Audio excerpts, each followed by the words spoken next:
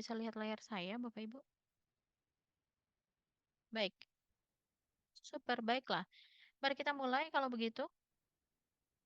Baik, jadi ya Bapak Ibu tadi sudah sering sekali berbicara dengan FMDV dan UNCDFT dan saya yakin juga ya bulan lalu saya juga menghadiri sesi deep dive dan tentu saja Bapak Ibu sudah sering berbicara mengenai prioritisasi dan kita sering sekali mendengar tentang ya City Credit Martinez dan juga mungkin Bapak Ibu punya pertanyaan atau merasa kapasitas untuk memenuhi beberapa persyaratan dan juga isu-isu tata kelola lainnya yang berubah sesuai dengan prioritas perkembangan dan semuanya itu adalah hal yang mau kita lakukan di dalam proses persiapan proyek.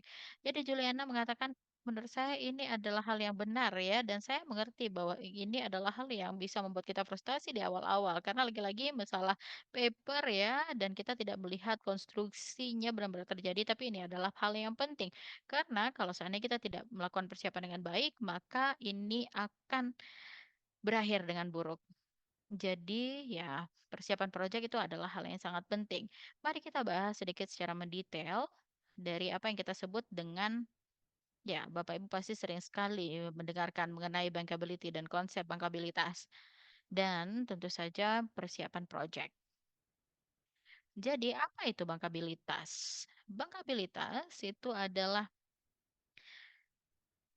melihat apakah proyek ini dapat didanai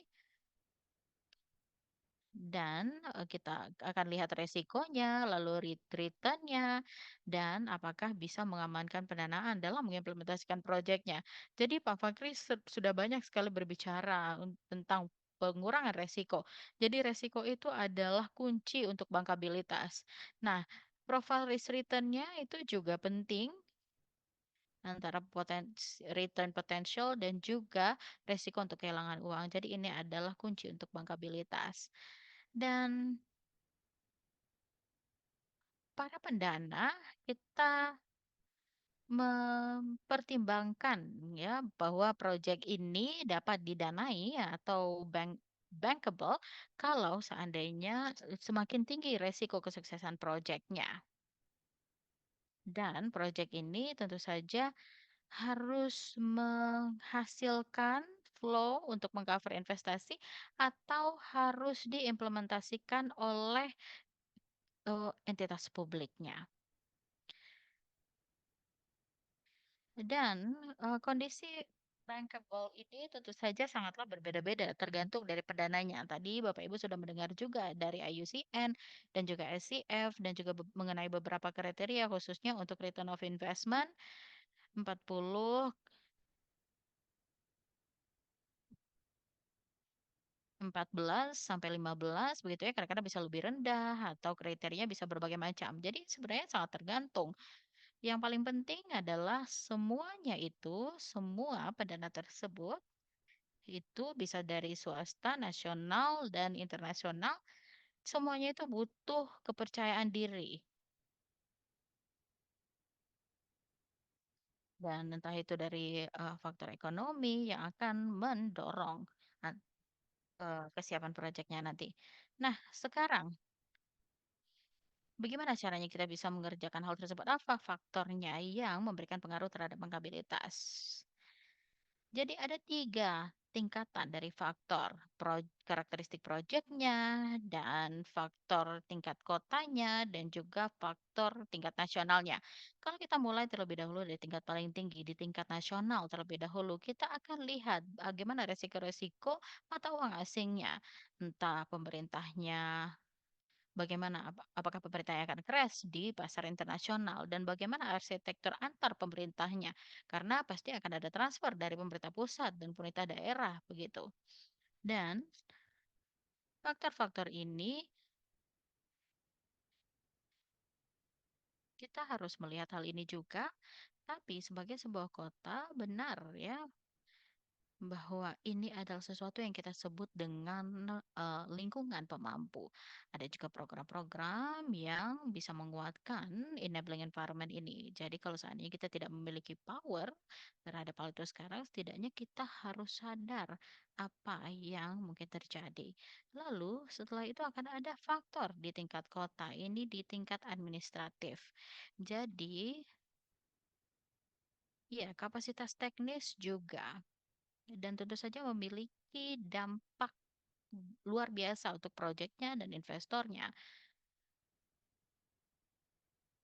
Dan kita lihat nanti bagaimana fungsinya dan bagaimana cara kerjanya.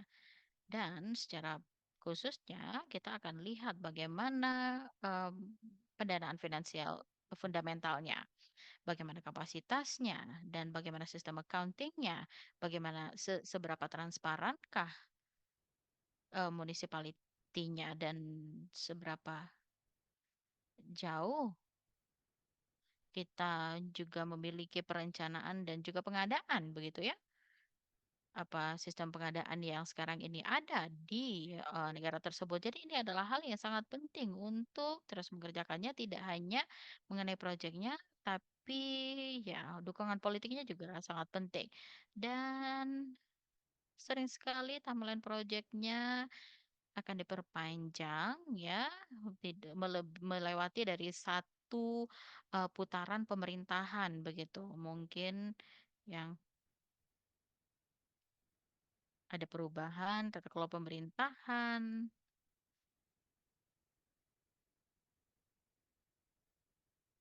ya, dan ketika ada pemilihan-pemilihan pejabat baru, kita juga harus membuat, administrasi single. Setelah itu ada proyek karakteristik project dan ini semua tentang biaya project dan tentu saja ini membuat profilnya menjadi sangat ditentukan. Jadi Bapak Ibu sudah mendengar banyak hal dari Bapak Ansuman tadi ya mengenai hal ini. Dan ya apa saja benefit atau keuntungan yang akan dibawa oleh proyek ini kepada masyarakat sekitar dan juga resikonya. Tentu saja kita harus melihat atau dari sisi pendanaan, sosial, politik, dan lain-lain. Ini adalah persiapan proyek dan inilah persiapan proyek itu.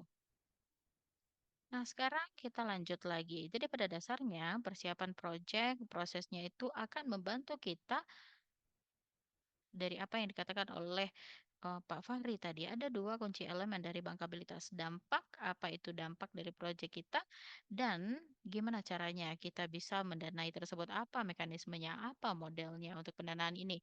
Di satu sisi banyak sekali kebutuhan kita. Kita ingin memperpanjang atau mendukung program kita, atau kita mau mempersiapkan ya apapun lah itu ya, pasar dan lain-lain. Dan saya tahu bahwa banyak sekali daftar kebutuhan.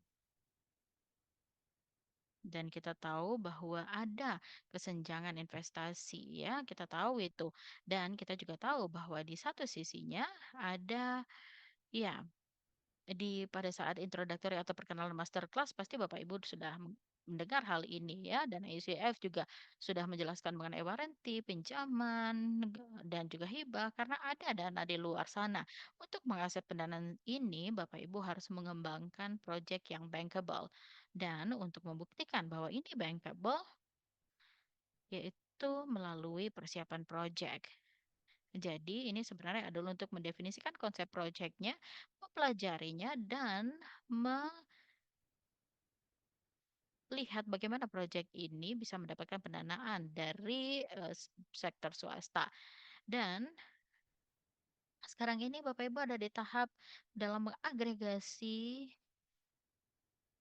atau untuk berkomitmen, mendapatkan komitmen dari berbagai stakeholder. Dan Bapak Ibu akan mempersiapkan proyeknya, maka nanti Bapak Ibu tentu saja butuh dukungan dari berbagai stakeholder. Ini adalah kunci untuk memastikan bahwa proyeknya memiliki fondasi yang solid atau yang kuat. Kalau seandainya ada pertanyaan, silahkan aja langsung ditanyakan kepada saya. Dan ini adalah hal yang cukup teoritis, tapi ini adalah hal yang sangat penting untuk mengerti kenapa ini adalah hal yang penting. Sekarang kita pindah ke tahap proyeknya.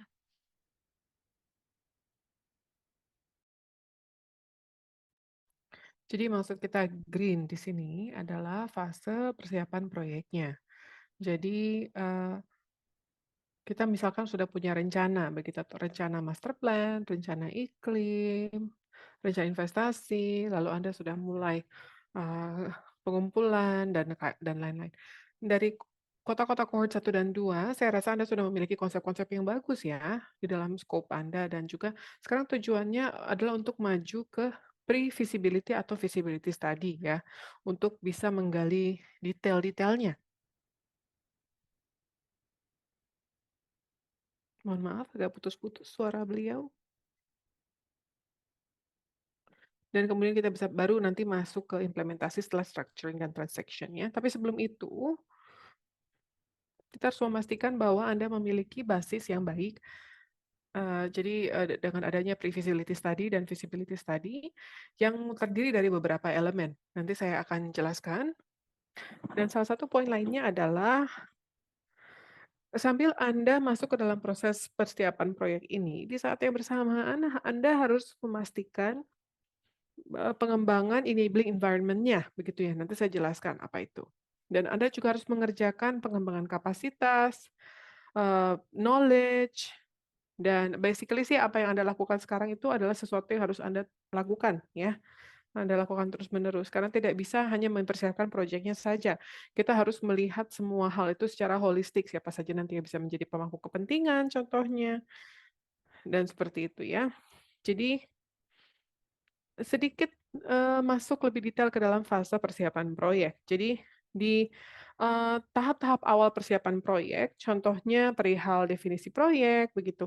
Di sisi Anda sebenarnya cukup jelas ya, Anda memiliki prioritasnya apa, sudah punya mitra, sudah melakukan site visit, sudah melakukan penilaian risiko awal, lalu sekarang kita mulai masuk ke dalam project assessment atau pre-feasibility. Nah, untuk pre-feasibility itu dilakukan untuk menjustifikasi kenapa sih intervensi proyek ini dipilih dibandingkan dengan opsi-opsi proyek yang ada lainnya, ya. Jadi kita tidak bisa yakin atas opsi teknis. Misalkan kalau kita tidak pernah menginvestigasi opsi lain begitu ya, itu tidak bisa 100% yakin kan. Maka kita harus memiliki overview, terhadap dampak-dampak yang kita harapkan akan terjadi. Dan untuk bisa melakukan hal ini, Anda mungkin bisa cari tahu seperti apa saja persyaratan administratif dan opsi-opsi teknis, opsi engineering atau, dan juga biaya. Contohnya berapa sih nanti yang akan dihabiskan untuk capex dan sepanjang penilaian ini dan juga melakukan AMDAL, lalu penilaian sosial juga. Dan juga penilaian risiko ya. Jadi kalau Anda sudah melakukan semua ini, maka Anda bisa 100% yakin bahwa, oh oke, proyek ini bisa diinvestasikan karena ini merupakan bisnis kredibel dan memiliki potensi yang sangat baik untuk diimplementasikan. Jadi ini bisa membantu proposal Anda untuk bisa masuk dan menarik bagi para investor. Kalau Anda sudah menciptakan ini, jadi antara pre-feasibility sampai feasibility study sebenarnya ada garis yang tipis ya. Jadi berdasarkan tingkat kompleksitas studi, proyek Anda, pre-feasibility dan feasibility bisa digabung. Tapi kalau memang proyeknya sangat kompleks, 2 tahap ini harus dipisah ya. Jadi feasibility itu artinya adalah Anda lebih detail lagi tentang desain-desain teknis yang detail, eee financial modeling, analisis keuangan begitu ya. Kemudian AMDAL dan, penilaian sosial yang lebih detail lagi, tentu saja bergantung terhadap penelitian yang sudah Anda lakukan sebelumnya dan juga bergantung pada proyek juga ya. Tapi di tahap ini biasanya lebih spesifik lagi. Nanti kita juga harus memikirkan tentang Eee, apakah kita harus mendesain entitas legal untuk melindungi proyek Anda, untuk memastikan bahwa semua persyaratan legal itu dipenuhi, begitu ya. Jadi ini semua adalah langkah-langkah agar bisa didanai begitu proyek Anda,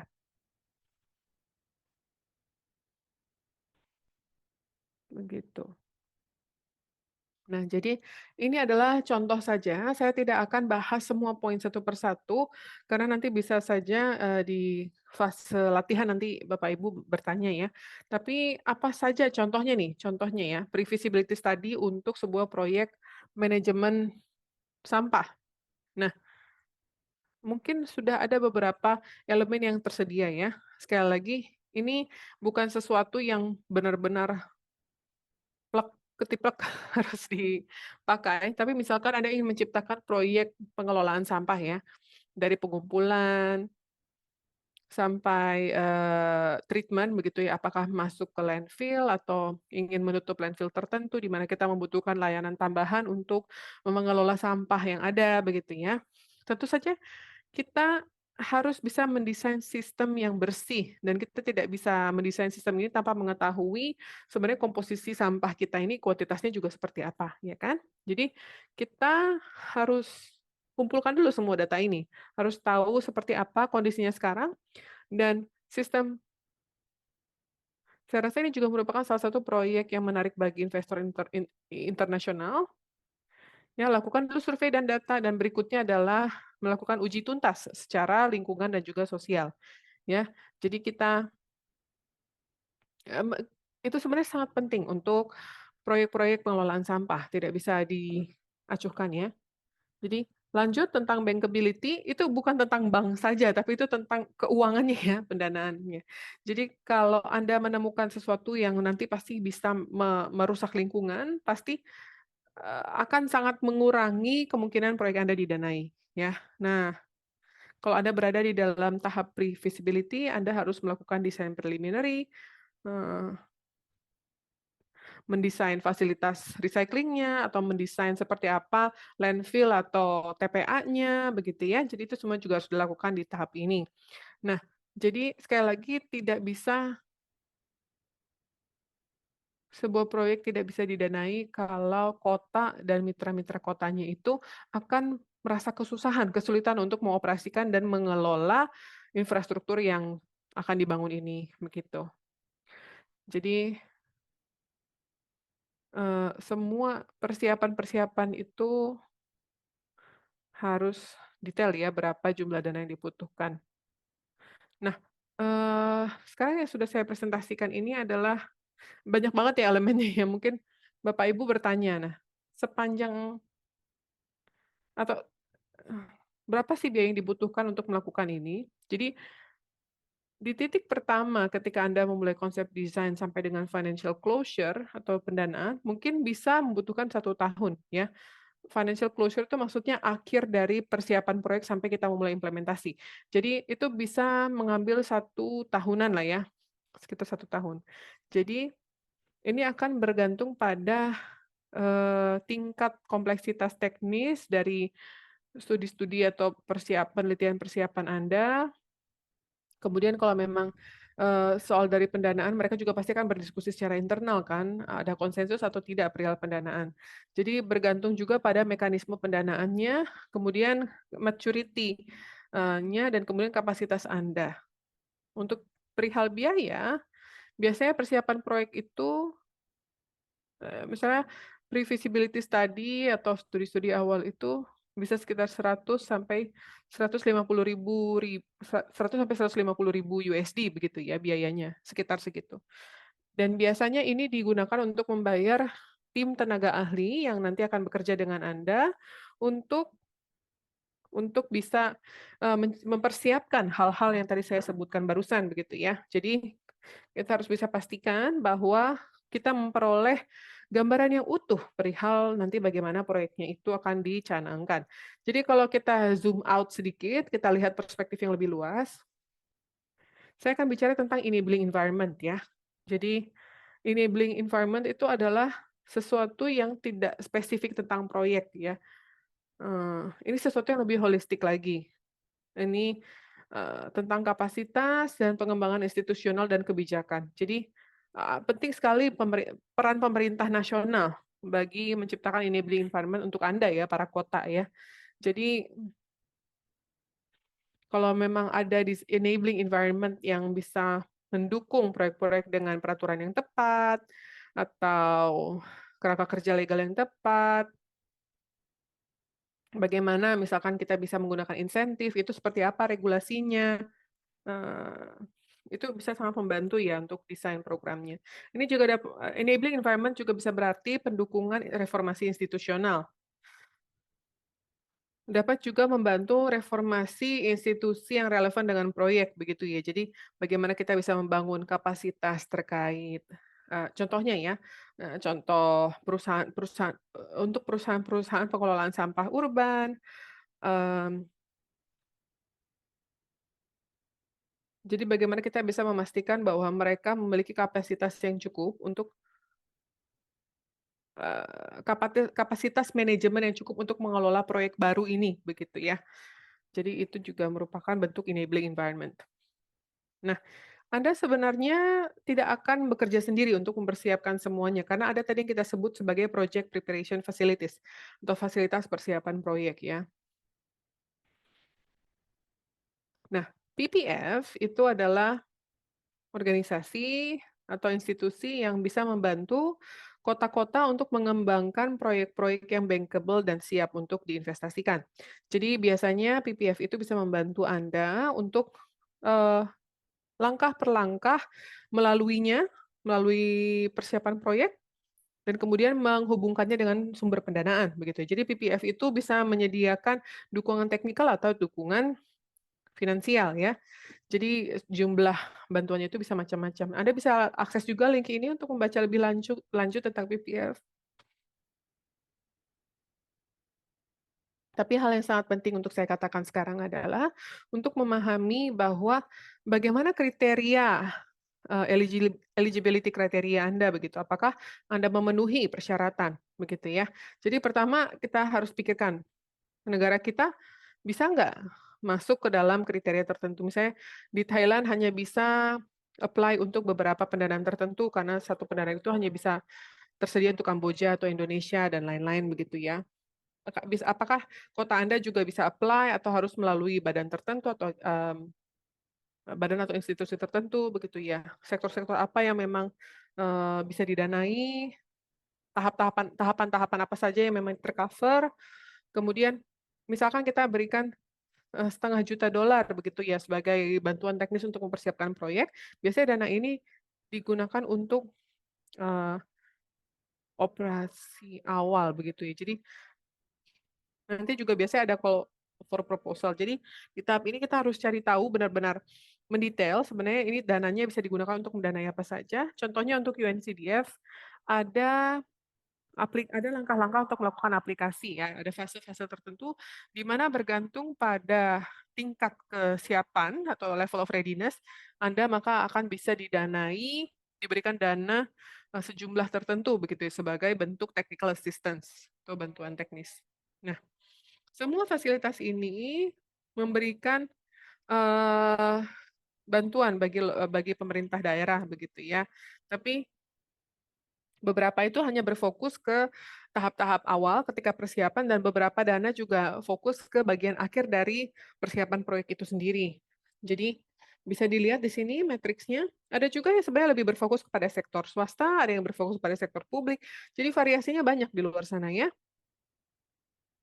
Nah, saran saya adalah Anda harus ngobrol dulu dengan mereka begitu ya, sebelum Anda mempersiapkan proposal proyek apapun begitu, sebelum Anda mengisi formulir apapun dan mengirimkannya melalui platform tersebut.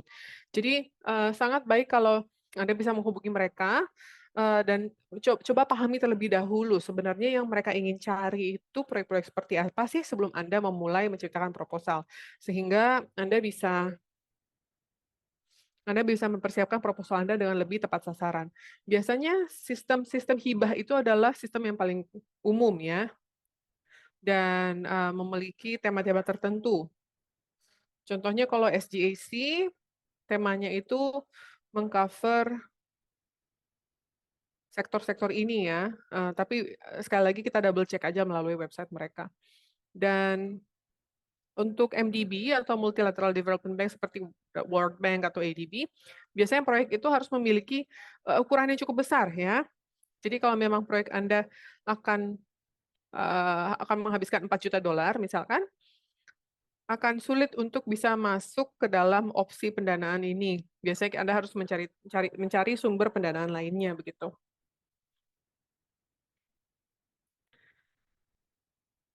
Nah, tapi ini adalah tabel yang bisa Anda rujuk ya. Dan nanti materi ini akan saya berikan kepada Anda, jadi saya tidak akan bahas secara mendetail satu persatu karena Anda memiliki linknya semua. Ini bisa Anda akses sendiri ya untuk tahu bagaimana cara apply untuk tiap pendanaan ini, oke? Dan sekarang setelah dari konsep masuk ke pre-feasibility, kemudian masuk ke feasibility, saya rasa saya bisa berikan dulu kepada Kathleen nanti karena Kathleen bisa memberikan saran yang lebih baik lagi. Kalau ada beberapa hal, contohnya Gap Fund itu juga cukup aktif mendanai tahap-tahap awal, persiapan proyek. Ada juga yang mendanai tentang mobilitas, contohnya, CFF ya. Untuk ICLEI juga biasanya ICLEI akan membuka call for proposal besok gitu, jadi nanti bisa juga nanti dijelaskan seperti apa cara kerjanya dan bagaimana Anda bisa apply. Jadi proses aplikasinya akan terbuka selama 6 bulan ke depan, begitu ya. Gimana ICLEI nanti bisa juga membantu Anda perihal perencanaan dan juga feasibility study. Dan untuk SCF yang baru saja dipresentasikan ya tentang Subnational Climate Fund, juga memiliki bantuan teknis yang berdedikasi, dedicated technical assistance. UNCDF juga bisa ya. Nanti saya tidak akan menjelaskan secara detail karena nanti akan dijelaskan. Tapi ini juga merupakan salah satu PPF yang bisa dipertimbangkan untuk proyek Anda. Dan saya juga ingin merekomendasikan Anda untuk melihat National Development Bank ya, atau program-program yang ada. Contohnya PT SMI Indonesia atau PTP Center di Filipina begitu. Karena mereka juga memiliki dana-dana tertentu untuk mendanai proyek-proyek ya, yang bisa juga digunakan untuk kota-kota, untuk mengembangkan proyek mereka ya. Nah, biasanya kalau proyek Anda juga bisa didanai oleh blended mechanism, nasional dan swasta, coba kita cari tahu juga apa saja yang tersedia di level swasta. Nah, saya akan membahas lebih cepat lagi ya perihal bagaimana kita bisa mengembangkan proposal proyek kita. Saya rasa Anda sudah diberikan ya template tertentu. Jadi agar bisa apply ke fasilitas ini, yang pertama Anda harus mempersiapkan proposal proyek.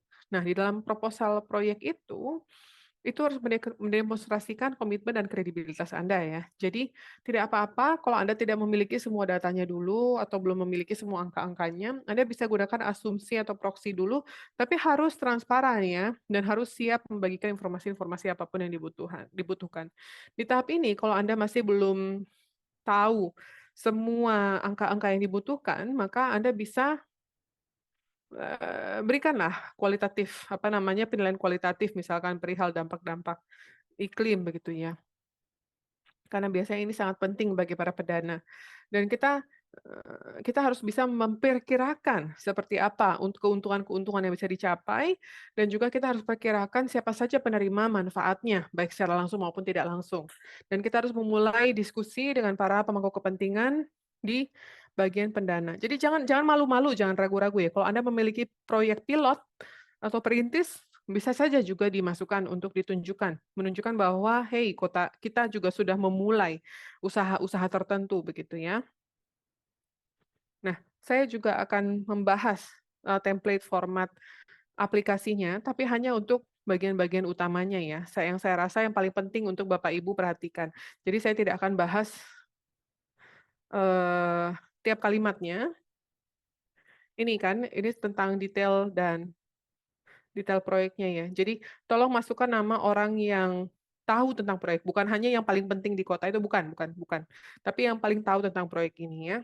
Dan kita juga harus tahu, eee, apakah proyeknya itu termasuk dalam climate framework atau kerangka kerja iklim apapun, begitu ya. Karena kalau proyek Anda memang sesuai dengan rencana-rencana besar atau kerangka kerja global tertentu, itu akan sangat membantu. Jadi Anda harus berpikir tentang bagaimana Anda ingin menjustifikasi kesesuaian proyek Anda dengan semua tujuan-tujuan akbar yang ada di luar sana. Nah, di dalam deskripsi proyek, ketika awalnya kita berdiskusi tahun lalu ya tentang sebenarnya apa saja sih bantuan yang Anda ingin peroleh begitu ya. Jadi ini maksudnya Anda harus menspesifikasikan output atau keluaran apa dari proyek Anda. Jadi apa saja sih yang Anda ingin PPF ini membantu Anda untuk apa saja begitu contohnya. Anda bisa tulis, "Oh saya ingin mengembangkan, program peningkatan kapasitas," begitu dan juga, sebuah peta jalan peningkatan institusi, penguatan institusi begitu atau Anda ingin mengembangkan sebuah business case misalkan, "Oh saya ingin PPF ini membantu saya mengembangkan bisnis lalu commercial study tentang, kompetensi tertentu di kota saya," begitu ya. Jadi inilah jenis-jenis kegiatan yang bisa nanti dibantu danai begitu biasanya ya. Atau Anda juga bisa tulis, "Oh saya ingin bantuan pendanaan untuk pengembangan pre-feasibility study dan outline design untuk solusi-solusi engineering untuk memfasilitasi persiapan, eee utang investasi baru, termasuk financial economic analysis, safeguarding, begitu. Jadi ini adalah contoh-contoh saja ya, tidak perlu jangan sampai di-copy habis-habisan, tapi ini adalah, contoh-contoh sebenarnya apa saja yang bisa Anda masukkan untuk menjelaskan proyek Anda, begitu. Nah, hal yang penting adalah kalau nanti mereka minta Anda untuk memberikan, deskripsi singkat ya, biasanya kurang dari satu halaman, deskripsi singkat tentang tujuan dan juga lingkup dari scope atau lingkup dari proyek Anda. Nah, Anda tidak perlu menjelaskan panjang lebar tentang tantangan yang dihadapi begitu. Kita tahu, tantangan apa yang Anda hadapi, biasanya paragrafnya pendek saja, tapi Anda harus berfokus pada apa yang ingin Anda capai. Contohnya, "Oh, saya ingin, menciptakan skema mobilitas baru di pusat kota," begitu. Dan apakah Anda hanya berfokus pada, satu titik di kota tersebut atau seantero kota atau juga sampai ke daerah-daerah sekeliling kota karena kita bisa mengetahui skala proyek Anda melalui penjelasan tersebut. Dan juga pikirkan tentang keluaran atau dampak ya. Jadi, eee, ini makanya kita masuk ke transformative impacts and benefits karena para pendana itu ingin melihat perubahan ya kan. Jadi Anda harus berpikir bahwa ini merupakan co-benefit atau dampak sosial dan dampak lingkungan dan sosioekonomis yang memang diharapkan, begitu ya.